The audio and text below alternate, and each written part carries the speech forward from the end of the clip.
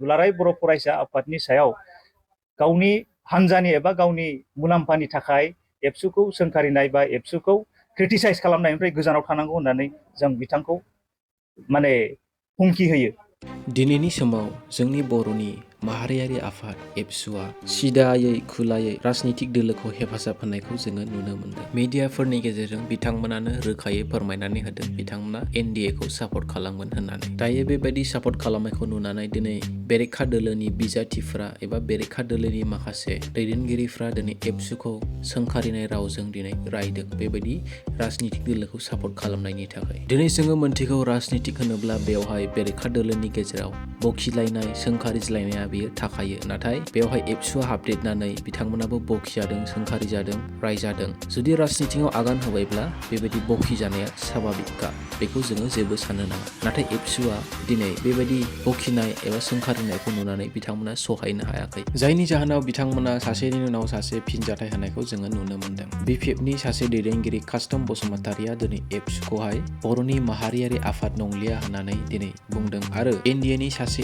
MP Dilip सयखियानि packet सिङावसो हाबनानै थाहैबाय होननानै दिनै एबसुखौ बेबायदि बुंनानै सोंखारिदों। दिनै दुलाराय बर' फरायसा आफादा माहारियारि आफाद नंला, बिथांमोनहा सासे MP नि केन्डिडेट दिलीप सयखियानि पकेट सिङावसो थाहैबाय। बेखौ नुनानैनो दिनै एबसुनि माखासे दैदेनगिरिफ्रा कास्टम बसुमतारिनि हेंथायै बिथांमोना गोबां बाथ्रा बुंनो थाखाय थियारि जादों। नोंथांमोना बेयाव नायनो हागोन बिथांमोना माबायदि प्रिपेयार खालामनानै कास्टम बसुमतारिनि हेंथायै खोथा बुंदों।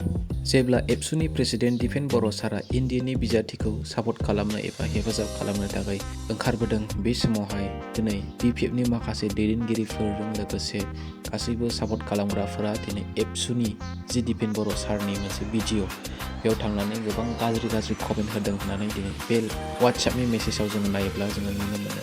बेबायदि एबसुनि सायाव गाज्रि राव बुंनाय, गाज्रि कमेन्ट होनायनि थाखाय बिथांमोना बै गाज्रि कमेन्ट होग्रा, गाज्रि बुंनायफोरनि हेंथायै बिथांमोना गावसोरनि गासैबो मावथिफोरखौ गोख्रोङै खामानि मावनो थाखाय खावलायनायखौ जोङो नुनो मोनदों आरो बिथांमोननि हेंथायै कमेन्टनि गेजेरजों, भिडिअनि गेजेरजों फिननाय होफैनो थाखाय खावलायदों। मानोना बिथांमोननि गासै मावथिफ्रा गल'ल' नायबाय थादोंमोन होननानै बिथांमोननि चाटनिफ्राय जोङो मोनथिनो मोनदों।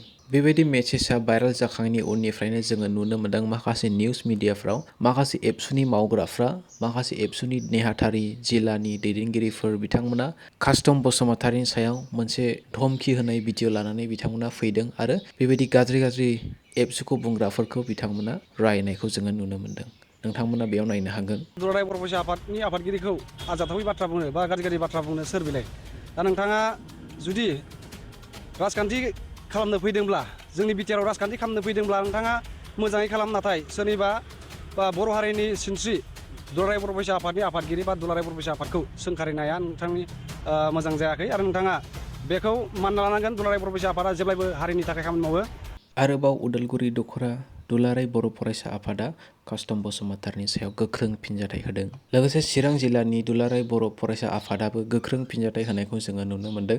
बिथाङा बेबायदि बुंदों, कास्टम बसुमतारिया दुलाराय बर' फरायसा आफादनि आफादगिरिखौ बबेबा मोनसे राजनितिक दोलाव थानानै सोंखारिनायनिफ्राय गोजानाव थानांगौ होननानै दिनै बुंदों। बिथांखौ हारिनि खामानि मावजानो जों लुबैयो आरो बिथाङा माहारियारि आफादखौ बखिनायखौ जों लुबैया होननानै दिनै बिथांमोना मिडियानि गेजेरजों फोरमायनाय जादों। बेफोरनि अनगायैबो गोबां बेबायदिनो कास्टम बसुमतारिनि सायाव बुंनायखौ जोङो नुनो मोनदों। आङो बेयाव होजोबबाय थालिया। दिनै जोङो एबसुखौ माहारियारि आफाद होननानै जों बयबो मिथिगौ। बिथांमोना सिगांनिफ्रायनो हारिनि गोबां खामानि मावबोगासिनो दङ आरो बिथांमोना मावबायानो थालांगोन। नाथाय दिनैनि दिनाव बिथांमोनखौ दिनै कास्टम बसुमतारिया गोबां रावजों बुंनायखौ जोङो नुनो मोनदों। नाथाय बिथांमोन बुंजानायनिबो जाहोन दङ। बिथांमोना सिदायै राजनितिकआव हाबनायनि थाखायसो बेबायदि खोथा बुंजानायखौ जोङो नुनो मोनदों। मानोना बिथांमोना बुंजानायनि खामानिखौनो मावखाबाय, अब्ला बिथांमोना बुंजाखागोन। माहारियारि आफादानो जा मायानो जा, जुदि राजनितिकआव आखाइ होबायब्ला बिथांमोना गाज्रिखौ बुंजाखागोन। मानोना बेरेखा दोलोआ गावसोरखौ हेफाजाब होयैनि थाखाय बिथांमोना दुखु मोनखागोन आरो बिथांमोना बेबायदि गाज्रि मुं सुनानै बुंखागोन।